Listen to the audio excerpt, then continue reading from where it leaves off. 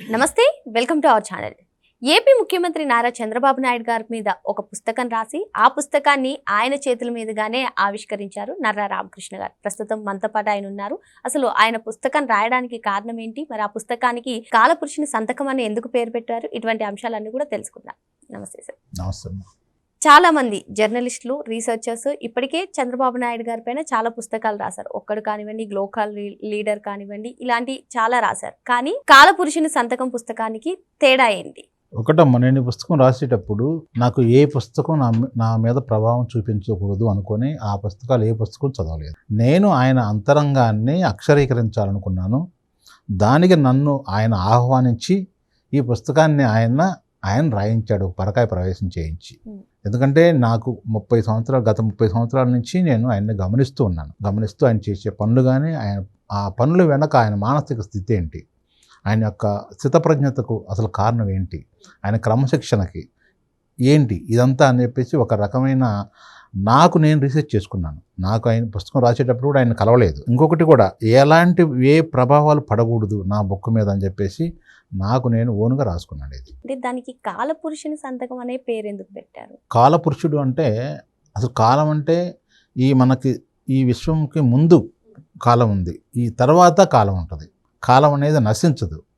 దానికి అసలు ఇప్పుడు మనకి ప్రకృతిలో కూడా కొన్ని పర్వతాలు చూసినా, సముద్రాలు చూసినా కోతలు ఏర్పడిపోయి తగ్గిపోయింది, భూమి తగ్గిపోయింది, లేకపోతే గ్రహాల్లో ఇట్లా మార్పులు వస్తున్నాయి అని చెప్తారు. కానీ కాలానికి మార్పు రాదు. ఎప్పుడైతే ఈ ప్రకృతిలోని పంచభూతాలలో ఏదైనా ఒక మూలకం దెబ్బతిన్నప్పుడు ఆ మూలకాన్ని సరిచేసుకోవడానికి అవకాశం ఉన్నప్పుడు సరిచేసుకుంటుంది. సరిచేసుకోవడానికి కూడా అవకాశం లేనప్పుడు ప్రకృతి ఏం చేస్తుందంటే విశ్రాంతో మొరబెట్టుకుంటుంది. ఇలా చాలా జరుగుతూ ఉన్నాయి, ఇబ్బందులు జరుగుతూ ఉన్నాయి. మనిషి రూపంలో మనకి ఏదైతే మనకి 2019లో ప్రజావేదిక ఎప్పుడైతే కూల్చారో దాన్ని కూల్చడం వెనకున్న కుట్రలు కావచ్చు, దాని యొక్క ప్రకృతికి సంబంధించిన వ్యతిరేకమైన చర్యలు అవన్నీ కూడా దాన్ని ఎలా సమర్థిస్తుంది ప్రకృతి కూడా అని నా మనసులో నేను అనుకొని, మరి ఇలాంటప్పుడు ఏం చేయాలా, ప్రకృతి కూడా మెదలకుండా అలా కూర్చున్నప్పుడు ఒక కట్టడాన్ని, ఒక చిన్న బేబీని ఆ రకంగా కూల్చేశారంటే ఏంటి, ప్రకృతి ఏం చేస్తుంది, ప్రకృతి కూడా వల్ల కాలేదా, ప్రకృతి ఏం చేస్తుంది, ఏం చేయొచ్చు నేను మనసులో నేను అనుకున్నాను. అప్పుడు ప్రకృతికి కూడా కానిది విశ్వంలో ఒక భాగం ప్రకృతి, విశ్వానికి మొరపెట్టుకొని ఉండొచ్చు. అప్పుడు విశ్వం కాలానికి సంబంధించిన ఎవరైతే ఉన్నారో కాలపురుషుడు దేవతగా నేను అనుకొని అలాంటి కాలపురుషుడు ఏం చేయాలి అని ఎన్నుకున్నప్పుడు ఒక ప్రతినిధిని ఎన్నుకోవాలి. ఆ ప్రతినిధి నారా చంద్రబాబు నాయుడు గారు అయితే బాగుంటుంది. ఎందుకంటే ఇంతకుముందు కూడా గతంలో చాలాసార్లు చూసాం మనం.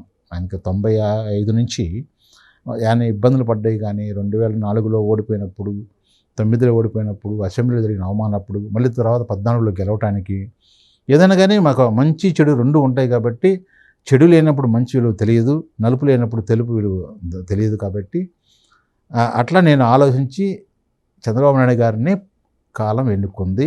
ఆయన సంతకాలు చాలా ఉన్నాయి, ఆయన ముద్రలు చాలా ఉన్నాయి. మనం ఇక్కడ హైదరాబాద్ కావచ్చు, ప్రతి ఒక్క దాంట్లో మనకు తెలియదు. కానీ చాలామంది డ్వాక్రాల దగ్గర నుంచి కానీ ఆయన చేసిన పనులన్నీ కూడా ఆయన ముద్రలు, ఆయన సంతకాలు ప్రత్యేకం మనకి చాలా ప్రస్ఫుటంగా కనిపిస్తూ ఉంటుంటాయి. అందుకని ఆయనకి నేను కాలపురుషుడు ప్రతినిధిగా ఎన్నుకొని ఆయన సంతకాలు ఏమేమి ఉన్నాయో చెప్పాలి అని చెప్పేసి కాలపురుషుని సంతకంగా నాకు తెల్లవారుదామని ఒక ఐడియా వచ్చింది. దాన్నే టైటిల్గా నేను మార్చుకున్నాను. అది మీరు చూస్తేనేమో వాస్తు సంఖ్యాశాస్త్ర నిపుణులు, కానీ మీరు రాసింది ఒక మహనీయుని చరిత్ర. రెండు సింక్ అవ్వట్లేదు. ఎందుకు రాయకూడదమ్మా? ఇప్పుడు నేను చదువుకున్నాను, నేను ఓటేస్తాను కదా, వాస్తు సిద్ధాంతి న్యూమరాలజీ అన్నప్పుడు నేను ఓటేనా? నేను ప్రభుత్వం నుంచి వచ్చేయని నేను లబ్ధి పొందుతాను కదా, నాకు ఆ కృతజ్ఞత ఉంటుందిగా. నాకు ఇంకా ఎక్కువ ఛాన్స్ ఉంటుంది. ఎందుకంటే నేను కొన్ని వేల మందిని కలుస్తుంటాను, ఉమ్మడి రాష్ట్రం మొత్తం తిరుగుతుంటాను.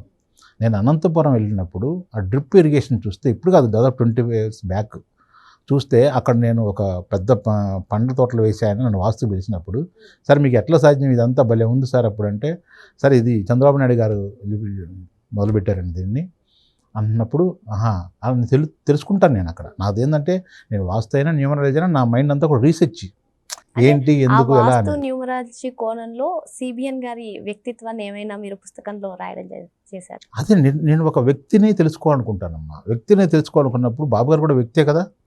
కాకపోతే ఆయన ఈ మామూలు వ్యక్తి కాదు, ఆయన ఒక అతీతమైన ఒక శక్తి. నిజంగా చెప్పాలంటే ఆయన్ని నేను ఒక దేవదూతలాగా భావిస్తా. దేవుడని అన్ను కానీ దేవదూతలాగా భావిస్తా. ఎందుకంటే ప్రకృతిలో ఏది కూడా యాదృచ్ఛికంగా జరగదు. ఏదో ఒక కారణంతోనే ఈ భూమి మీదకి వస్తారు, ప్రతి మనిషి వస్తారు. నేను ఏం కారణంతో వచ్చాననేది కనుక్కొని ఆయన యొక్క ఆ ఉనికిని కాపాడుకోవడానికి మనం ఏం చేస్తున్నాం అనేది గమనించుకోవాలంటే బాబు గారిని గురించి గమనించుకోవాలి. అయితే ఆయన పుట్టిన నక్షత్రం కానివ్వండి, రాశిని కానివ్వండి, దాన్ని బట్టి ఆయన వ్యక్తిత్వాన్ని ఏమైనా వర్ణించగలుగుతారు? లేదమ్మా, నాకు ఆయన మామూలుగా వికీపీడియాలో చూడటమే కానీ ఆయన డేట్ ఆఫ్ బర్త్ అది ఆయనకు సంబంధించిన డీటెయిల్స్ ఏమీ తెలియదు నాకు. ఏప్రిల్ 20, 1950 అనేది ఒక వికీపీడియాలో చూడటమే, అంతేగాని దాని గురించి నేను అసలు ఆ రూట్లోనే ఆలోచించలేదు. ఆ జాతకం రూట్లో అసలు ఏం లేదు అసలు. చంద్రబాబు నాయుడు గారి పైన మీ దృష్టికోణం ఏంటి? ఆయన అందరూ చెప్పుకునేది విజనరీ. నేనే ఆ విజనరీని చూడలేదు.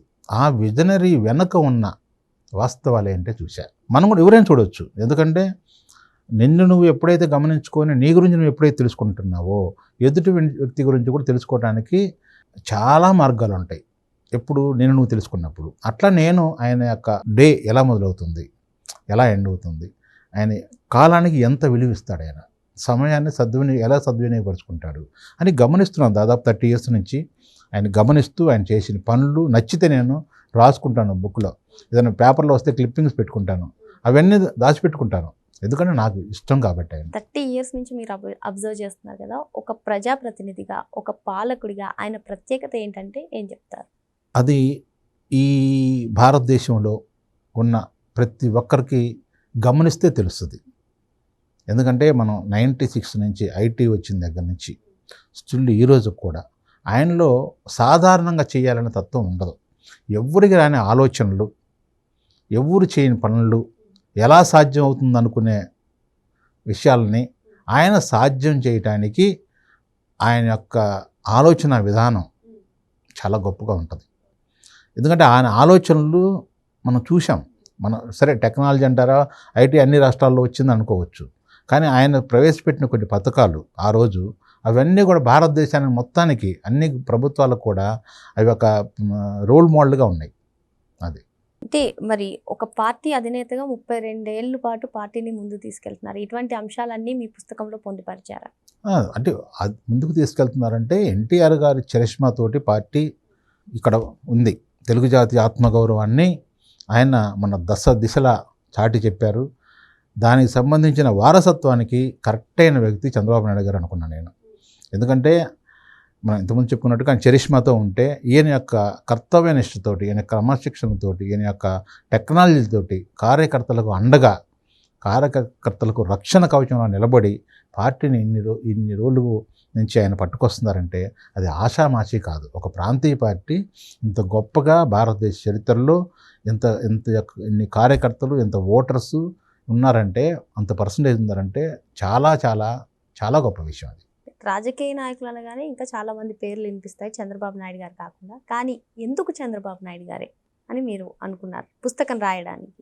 అంటే నాకు గమనిస్తున్నానమ్మా, నీకు అదే చెప్పింది, 30 years నుంచి గమనిస్తున్నాను. అంటే చాలా మంది సీఎంలో చూస్తున్నారు కాబట్టి చూస్తున్నాను. నాకు నచ్చింది అది విషయాలు. ఆయన చేసే పనులు కూడా వ్యక్తిగత స్వార్థంగా నాకు ఏ రోజు అనిపించలేదు.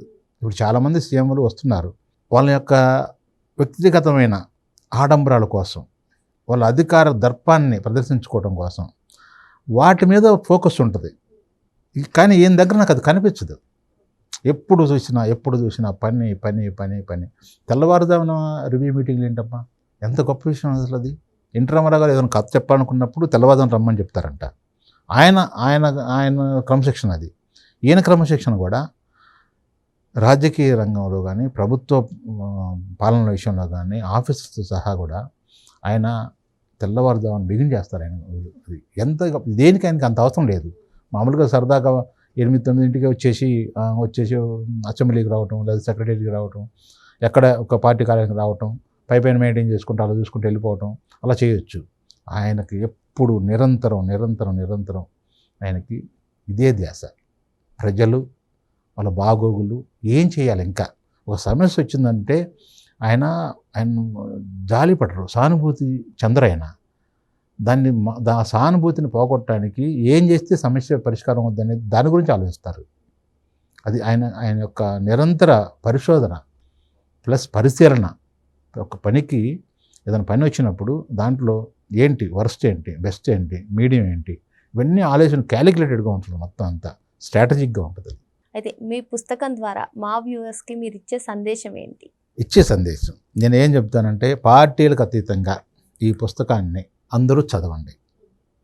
చదవటానికి అవకాశం లేని వాళ్ళు ఇలాంటి ఈ పుస్తకం గురించి, ఆయన గురించి ఎక్కడైనా సరే మీరు ఒకసారి చూడండి, వెనక్కి తిరిగి మీరు యూట్యూబ్లో కానీ గూగుల్లో కానీ చూసుకోండి. ఆయన యొక్క కంపారిజన్ చేసుకోండి. మిగతా సీఎంలకి వచ్చేసరికి, ఈయనకి వచ్చేసరికి, ఈయన పరిపాలనకి, ఈయన రాజకీయానికి, మిగతా వాళ్ళకి తేడా ఒకసారి గమనించుకోండి, మీకే అర్థం అవుద్ది. అది సో మొత్తానికి 30 ఏళ్ళుగా చంద్రబాబు నాయుడు గారిని గమనించి కళ్ళతో చూసిన తర్వాతే నేను ఈ పుస్తకం రాయాలని చెప్పి రామకృష్ణ గారు చెప్తున్నారు. మరో అంశంతో మళ్ళీ కలుద్దాం. Thank you sir. నమస్తే.